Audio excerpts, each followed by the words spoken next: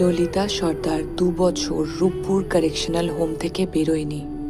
আমি সবটা বুঝতে পারছি অনুপ, কিন্তু অর্ণব এখন কোমায়।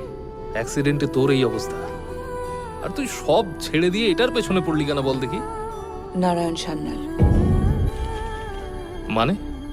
নারায়ণ সান্যাল ওপেনলি আমায় থ্রেট করেছিল, যেটা প্রমাণ করে এই অ্যাক্সিডেন্টের পিছনে নারায়ণ সান্যালের হাত আছে।